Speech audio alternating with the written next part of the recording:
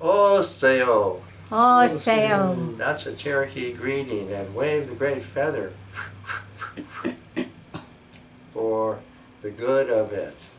Let me start right off. This year, 2026, sees Americans celebrating their tricentennial in abridgment, which has people counting themselves as being devoted to the post-colonial ideals for their heritage of freedom. Also, at the same time, are the people of Native America who recognize that recognition is the way in which we inherit. And we inherit through ritual and ceremony as it helps us to realize our continuance in being here. So I'm starting today with Remember the Buffalo. While we know that our country is Turtle Island, for me at the same time, it's the buffalo. The buffalo in the experience of being here has such depth as the turtle can dive to. Every speck of the land, the mountains, everything, I find the buffalo.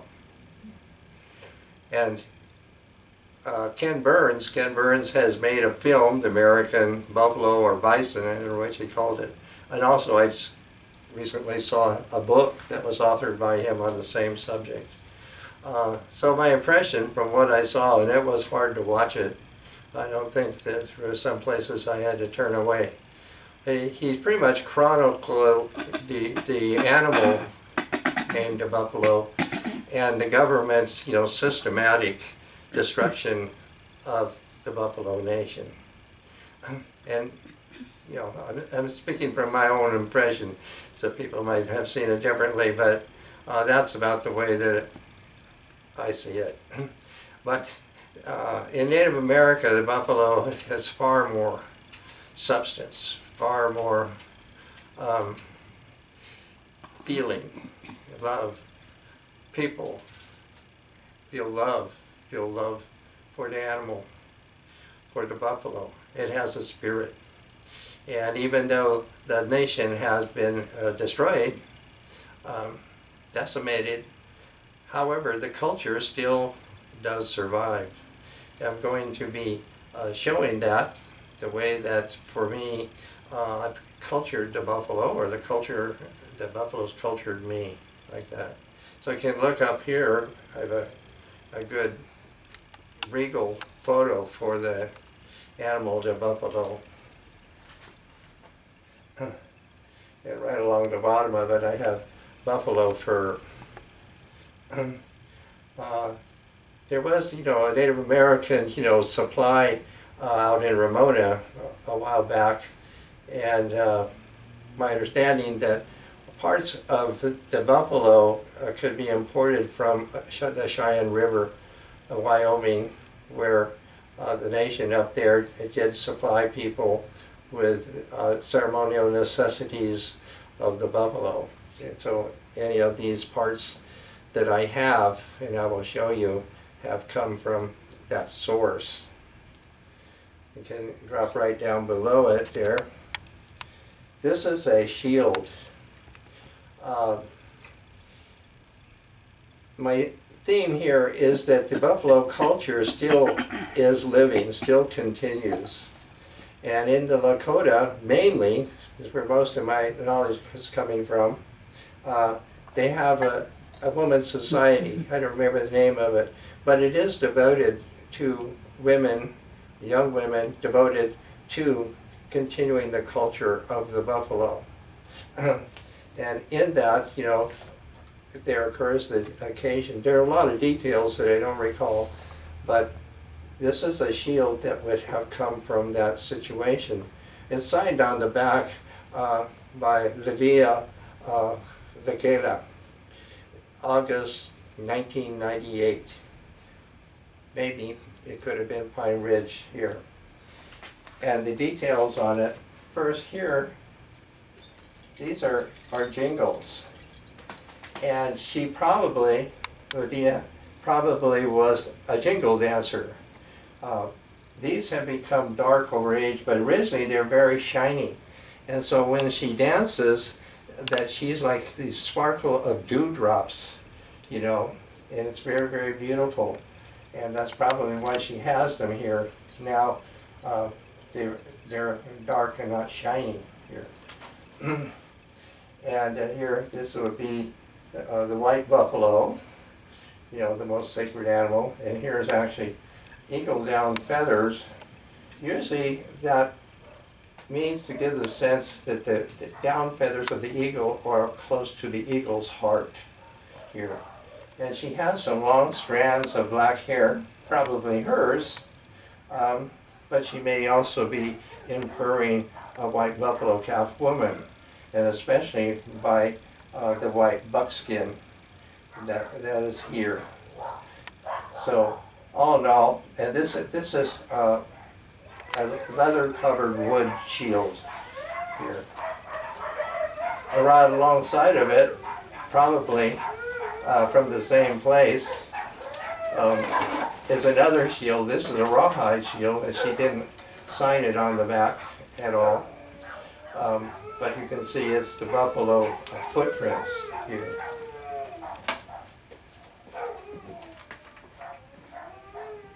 And now we'll just kind of cover all the way down here to this animal. The regular name for buffalo in Lakota is Bede, but also called Wakan Tonkin or Tatanka. Tatanka is like meaning a shaggy beast, and so I like this image here. Very different from many of the other ways of rendering a buffalo figure, because he does look like a shaggy beast. And here right behind it, here's a color picture, and this is very important. This is actually called Bear Butte. Bear Butte is Matapaha, and it is the traditional, at least, if not very ancient, place for people to go to look for a vision. The culture very, very much emphasizes that a person needs to have a vision to live their life and to go up that mountain. But it has a whole kind of system to it. It's rigorous. You have to have a sponsor, and requires certain strength of mind, spirit, and body to be able to go up there and stay a day, 2 days, more days, depending how strong a person can be, to receive a mystical vision. And so this red spot here, this has to do with the Black Hills. The Black Hills are the Kasapa. And the Black Hills are like, not only geographically but spiritually, the center of Turtle Island. And this symbol here, painted right here, this is called Kasapa. This is the symbol of the Black Hills with this red going around it. There is this red, like clay deposit from 3 million years ago that encircles the whole Black Hills there. And this Bear Butte is on the southern edge of that red clay there.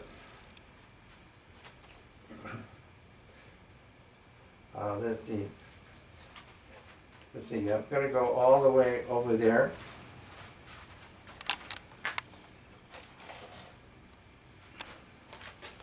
I'm going to use this pointer here. This is my painting called The Buffalo Who Never Dies.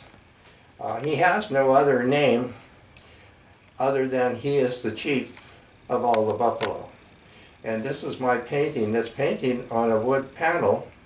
So I painted it directly. There isn't any, working it out. It's direct. So for me, it's like an apparition painting of the buffalo who never dies. And what I can say of how did he come about like that, we know of the decimation of all of the buffalo. And this chief survived. It's like, I don't know, like the captain of the ship goes down with a ship or something. In this buffalo are all the buffalo. They're all in him. What they have suffered, he has suffered. And so there is a spiritual being who comes to the aid of this situation. And here, right here, this is Spirit Man. So Spirit Man is a supernatural here. And this is a little sand painting that was made by Aaron Clark, for just what I'm doing here. It's a Navajo sand painting, very much a miniature here. And here, over here, this symbolizes a reed whistle. So in the curing and restoration of the buffalo who never dies, many things are brought into play, into use like that, that become the foundation of restoration chantways. And so this one I have is symbolizing the reed whistle that the Spirit Man blows over the buffalo here. It also means to stand for the mind of Spirit Man. Then over here on the other side, here, this is a buffalo arrow. The buffalo arrow has a name, Tobo'oota, like that. Is actually the name for this, and it is the reward to Spirit Man for the restoration of the buffalo who never dies. And so, henceforth, we definitely have a continuity in the mystical, spiritual world of the buffalo with our cultures. If you can go down here below it, I've used these, what we call hoops, cibas, or hoops, rings. They're made of all different sizes, from very little to so big people can, crawl through them. And they're made of all different materials, and they are ritually made. And their chief asset is that it contains space. It has reduced space, to a place where it can be controlled. And in that, it expels everything that is negative. And then it is also used by the buffalo as a way to travel. And the way they travel, and the one that the buffalo has, it's ringed with feathers. And you throw it like a frisbee. And so they throw it like a frisbee, and they just hop on it, and they can ride around someplace. So that's the way all of this is being symbolized here. Then you go all the way up here. This is really, to me, a rare sand painting that I have found. You can see that it is a teepee, or teepee is the way to say it, and it's Navajo. Navajos live in hogans, they do not live in teepees. So this is a special picture of a teepee as meaning the buffalo's home, that the buffalo live in teepees, and then there's around it, there's a like a spirit guardian, for that. So that's real special. And down in front of it, here is a white stone buffalo. I can't quite remember where I came by it. I've had it a while, but what I do know is it's a special kind of rock. I can't quite remember the name of it, but I know where it's from. Over in Arizona, east of Canyon Lake, there's a kind of a little valley.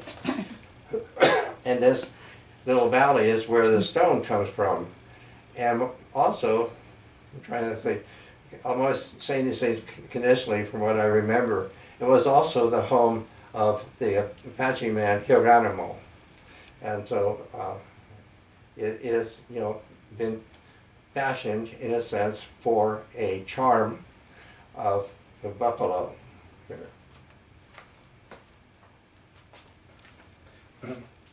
And then I'll come all the way over here to this picture here. Now this is from Navajo, and what it is, this is a buffalo person. And with that I can tell you the source of the people. The Lakota people of Dakota, like that, are buffalo people. They're the Coyote, the buffalo people. And their former residence was under the ground, down there underneath. It wasn't dark, it was very light. It was a very good place, to live, like the ancient land for the Celts, like that. And that there was a spiral tunnel that comes up. It's located in the Black Hills. And so it's actually been still called, Wind Cave, I think, because of this somewhat spirally tunnel that comes up to the surface. And what happened was that one of these buffalo, he actually even has a name, something like the Tatanka, and he wandered up there, and Coyote, who is always, you ever see Coyote, he's always going along and checking out, any holes in the ground for any kind of animals, and he came upon the hole of this wind cave, and he is looking down there, and just at the time the little buffalo was there, and he was looking up, and so he's telling that young buffalo, he said, yes, you all should come up here, and enjoy the sunshine and all the things we have up here, rain and things like that. It's a whole new experience for you. And so they did. So all the people underneath the ground there came up, they're buffalo people, and then they became the Lakota people, the Lakota Coyote, like that. And so you see there, he's holding, this is the little hoop with the feathers on it that he rides on. It's one thing, and he's holding a rawhide rattle, and that's what this is right here. This is a Navajo rawhide rattle in the shape of the buffalo head, and that's the way. And up above it, this is meaning to be Coyote, who is looking down in the wind tunnel to him. That's the way that they came about.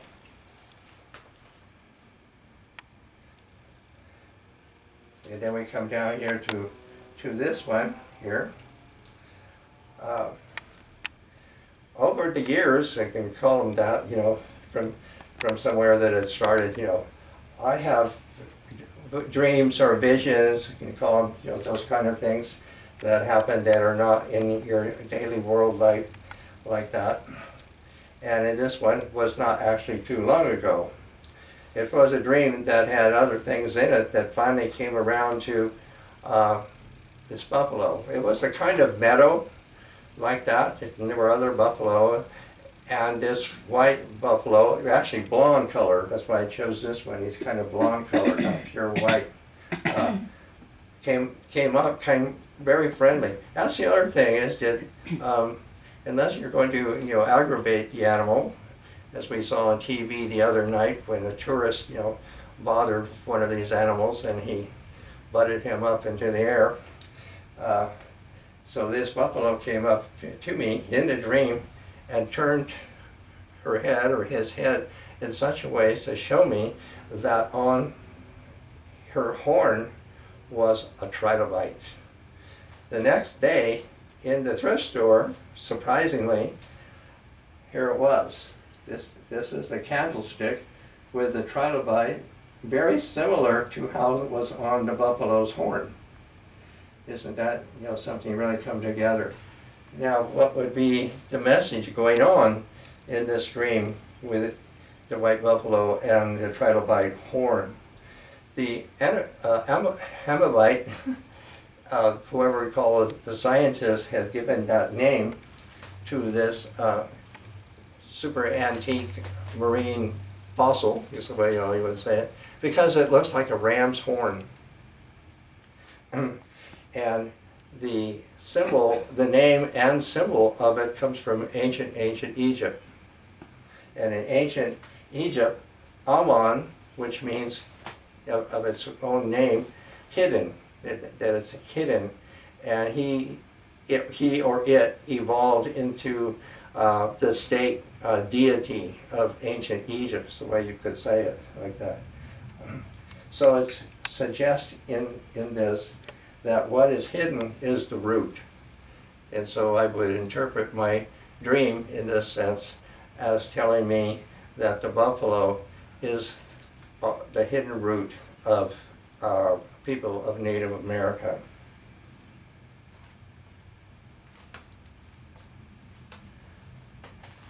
I think I can go all the way down here, down to the bottom.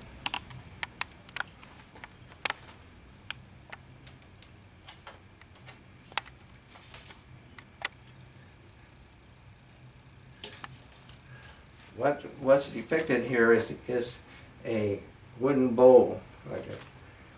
Out on the old prairie, there was what you would understand as a water hole, and the name of that was the Minispara. Minispara stands for the unity of the herd. So now, in a ceremonial way, a carved wooden bowl, like I have down there, sometimes they are used to crush cherries in, and it makes them more red, like that. And the name for that bowl is Chan Wishisha, and it stands for the unity now ceremonially. So in a ceremonial tipi, they make like a mound for an altar in which this would figure, and that also would be figured in those occasions where the women who make the shields would gather there. So that's what that's for, and that's what's very important as symbolizing a unity.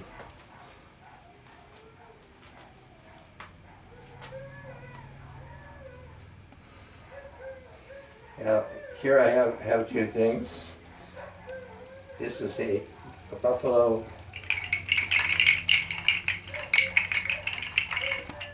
toes. It's a stick with buffalo toes. It has a name for that. But what it also stands for, because I'm showing for the people, what the culture of the buffalo meant to them. So the toes, like this, would be tied onto the flap of the tipi. So when people come in and out of the tipi, move the flap, like opening and closing the door, these would rattle, or even by, the wind would do that. And next to it, this is the buffalo's tail.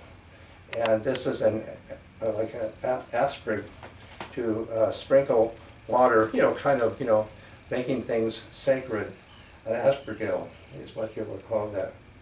And that's the buffalo's tail. And here, this is what I have. The buffalo, as we know it, has an ancestor, a prehistoric buffalo. And I didn't know about it, but actually I had an apparition of it. It appeared to me. It was like a big circle, and I'd never seen anything like it. This animal was just his head, and he had these huge horns on it. And my advisor, my Cherokee advisor, said, "Oh, that's the ancient buffalo, the prehistoric buffalo." So that's who that is, and why I have this red here, because I learned that when the buffalo gives birth to her calf, she coughs up some kind of a saliva phlegm that's red and covers the calf with this red phlegm. so the calf actually looks red. So that's what that would actually be.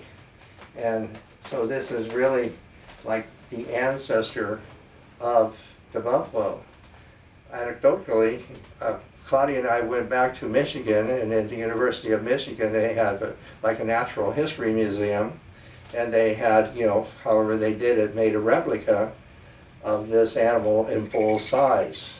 So it was very exciting to me to now see the whole body of this animal who has these huge horns on it. And we just drop down here to this last piece. This is another of my tempera drawings that I have presented the past 2 times like that. These tempera drawings I have called Disappearing Wildlife, and they had been exhibited some time ago in Quincy at the Regional Museum. The pictures were situated among the permanent exhibit of the indigenous Maidu. And all of them are from dreams or visions. And this is definitely somehow beginning my culture of the buffalo. It is a picture from a dream where the turtle appeared, and here is the buffalo with his buffalo men dancing around him, and here is Coyote here.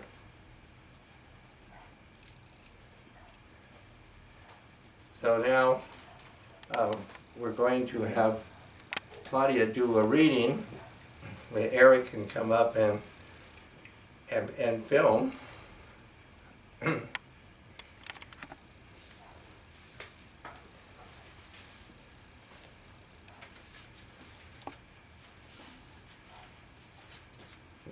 going to wait a minute to get situated here.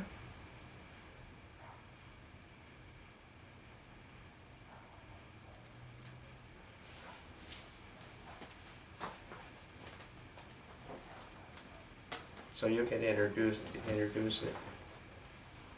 her, Oh, or you want me to? well, I don't know You what think to it's like? say. You're gonna stay here? Okay, Carlos is having me read this poem by Julie Hutchfield, who was a member of California Poets in the Schools, where I met her, and she delivered this poem called Forget the Buffalo.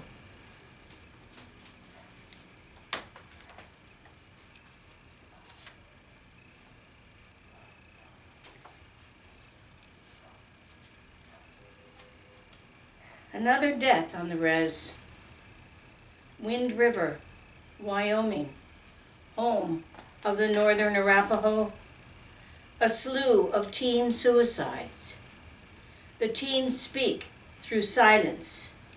Johnny and Rita find the grandson they raised since he was a baby, hanging from a tree. At the end of their driveway, I sat down by that tree and cried. Only time I drank in 30 years. Johnny, a peyote man, confides. The peyote men keep praying. Grandma keeps cooking choke cherry gravy, deer meat stew. Keep making fry bread. Slap, slap, slapping the dough in their hands. The teepee goes up. The sweat rocks are hot.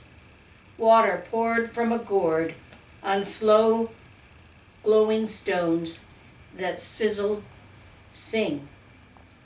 Creator hears prayers rise, an ancient song, ancient steam.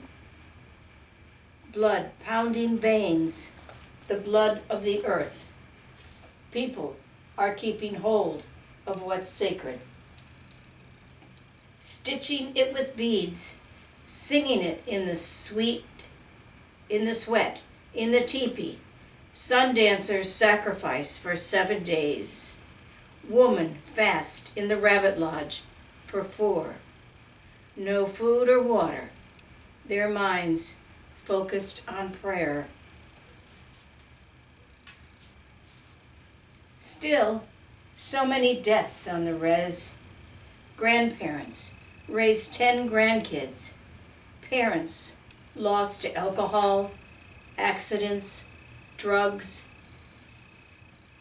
Each death pierces Johnny, a sun dancer, with so much love to lose. The young deaths shred him, so when the old ones go, natural, there's no room for natural grief. Words not said. Here are some food stamps. Just right here and get fat in this single wide mobile on this little piece of your land that we've taken away, and now we're giving it back. Forget about the buffalo and that need in your blood to roam. Stay right here. Get diabetes while you're at it. Here, some soda, white bread, lunch meat that's so dead it will kill you. Or if it doesn't, here's a beer and a pack of cigarettes on the house. Be our guest in your house. We're moving in and you're moving out. We will open museums about you. Looking at all those nice leather clothes the Indians made, the tourists say. But a trinket got away. Buy a trinket. Go away. You become a history piece, a souvenir, even though you're still here. We like museum mannequins and cigar store Indians better than we like you. They don't love. They don't pray. They don't make too many babies. They don't drink, and they don't die. Behind steering wheels, hanging from trees, die while still alive from the bottles we gave so generously. Unnumbered deaths each day. White culture is a disease. We've been infecting you for generations. Smallpox, starvation, Snickers, Spam, Wonder Bread, whiskey. It's the food of the res. Vodka, Twinkles, Twinkies, Marlboros, Camels, cholera, coffee, consumption, Coke, 7-Up, Sprite. Forget clean water and open land, the deer, the elk, and just forget that goddamn buffalo. Oh,